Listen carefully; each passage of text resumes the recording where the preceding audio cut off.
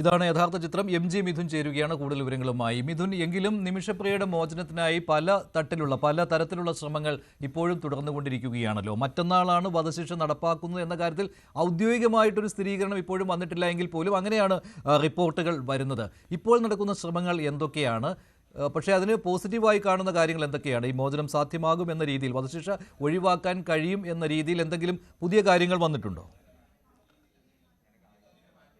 മഞ്ജുഷ, അതായത് അല്പസമയത്തിനകം തന്നെ സുപ്രീം കോടതി ഈ ഒരു ഹർജി ആക്ഷൻ കൗൺസിൽ നൽകിയിട്ടുള്ള ഹർജി പരിഗണിക്കുന്നുണ്ട്. അതിൽ പ്രധാനപ്പെട്ട ആവശ്യം കേന്ദ്ര സർക്കാർ ഇക്കാര്യത്തിൽ ഒരു കുറച്ചുകൂടി അനുഭവപൂർണ്ണമായിട്ടുള്ള ഇടപെടൽ നടത്തണം എന്നുള്ള ആവശ്യമാണ് അതിനകത്ത് മുന്നോട്ട് വെക്കുന്നത്. കാരണം കേന്ദ്ര സർക്കാരിൻ്റെ ഭാഗത്തു നിന്ന് കൂടി ഒരു ശ്രമം ഉണ്ടായാൽ അത് ഈ കൊല്ലപ്പെട്ട യമൻ പൗരൻ്റെ കുടുംബവുമായി കൂടുതൽ സംസാരിക്കാനാകും. അത് ഇന്ത്യൻ എംബസി വഴി കൂടുതൽ ചർച്ചകൾ നടത്താനാകും. അതുമൂലം അവർ ഈ ഒരു ബ്ലഡ് മണി സ്വീകരിക്കാമെന്നുള്ള ഒരു രീതിയിലേക്ക് കാര്യങ്ങൾ എത്തുമെന്നാണ് ഈ ആക്ഷൻ കൗൺസിലും ഒപ്പം തന്നെ നിമിഷപ്രിയയുടെ കുടുംബവും ഉറച്ചു വിശ്വസിക്കുകയും ചെയ്യുന്നു. ഇപ്പോഴും അവർ ഈ ഒരു ആത്മവിശ്വാസത്തിൽ തന്നെയാണ്. കാരണം ഇനി കുറച്ച് മണിക്കൂറുകൾ മാത്രമേ ഉള്ളൂ. ഈ പബ്ലിക് പ്രോസിക്യൂട്ടർ ഉത്തരവിട്ടതുമായി ബന്ധപ്പെട്ട് മറ്റന്നാളാണ് ഈ ഒരു വധശിക്ഷ നടപ്പാക്കേണ്ടത്. അതേ സംബന്ധിച്ചുള്ള ഉത്തരവ് ജയിൽ വകുപ്പിന് കൈമാറുകയും ചെയ്തിട്ടുണ്ട്.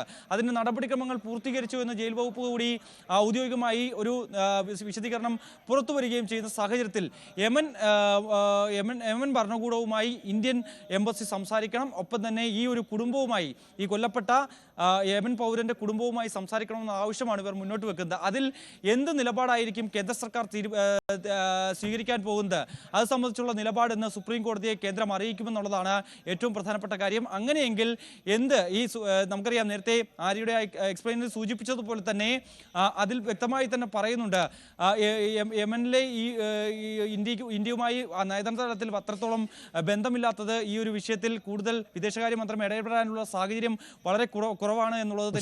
അങ്ങനെ ബന്ധപ്പെടുമ്പോഴും അവിടെ നിന്ന് കിട്ടുന്ന വിശദീകരണം, അത് ആര്യ പറഞ്ഞത് അങ്ങനെയാണല്ലോ, അവിടെ നിന്ന് കിട്ടുന്ന വിശദീകരണം ഇതൊക്കെയാണ്. കാരണം നിമിഷപ്രിയക്കെതിരെയുള്ള തെളിവുകളാണ് അവിടുത്തെ കോടതികളിൽ വന്നിട്ടുള്ളത്, കോടതി അംഗീകരിച്ചിരിക്കുന്നത്. അതാണ് യമൻ സർക്കാരും ഔദ്യോഗികമായിട്ട് അറിയിക്കുന്നത് അല്ലെ? അവിടുത്തെ സോഴ്സസ് അങ്ങനെയാണ്, അങ്ങനെ വൃത്തങ്ങൾ അങ്ങനെ തന്നെയാണ് പറയുന്നത്. ഇപ്പോൾ ആര്യ പറഞ്ഞ അതേ കാര്യങ്ങൾ തന്നെയാണ്.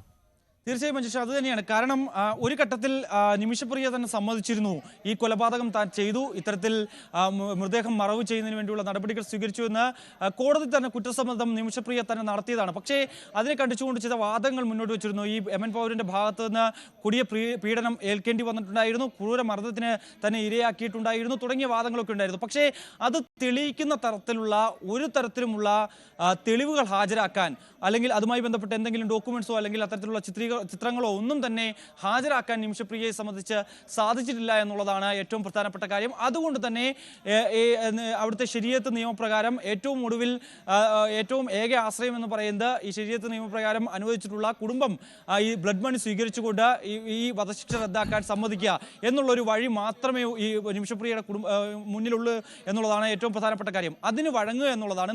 നിലവിൽ ഇപ്പോൾ ആക്ഷൻ കൗൺസിലിന്റെയും ഒപ്പം തന്നെ മനുഷ്യാവകാശ പ്രതിനിധികളുടെയൊക്കെ നേതൃത്വത്തിൽ ഇപ്പോഴും ചർച്ചകൾ തുടരുകയാണ്. ഒപ്പം തന്നെ അതിനിടയിൽ കാന്തപുരം AP അബൂബക്കർ മുസ്ലിയാർ ഇത്തരത്തിൽ യമനിലെ ആത്മീയ നേതാവുമായി സംസാരിച്ചിട്ടുണ്ട് എന്നുള്ള വിവരങ്ങൾ കൂടി പുറത്തു വരുന്നുണ്ട്. കാരണം അത്രത്തോളം ബന്ധം ഇവർ തമ്മിലുണ്ട്.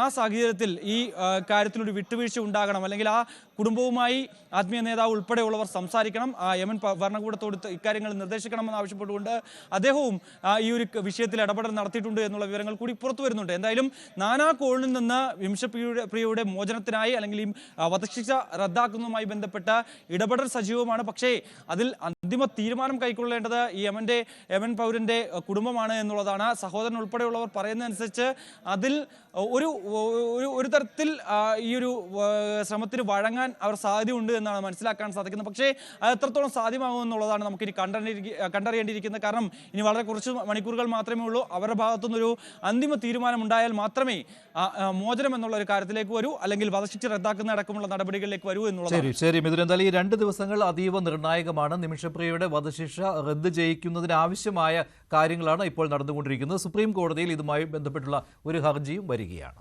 വിശദമായി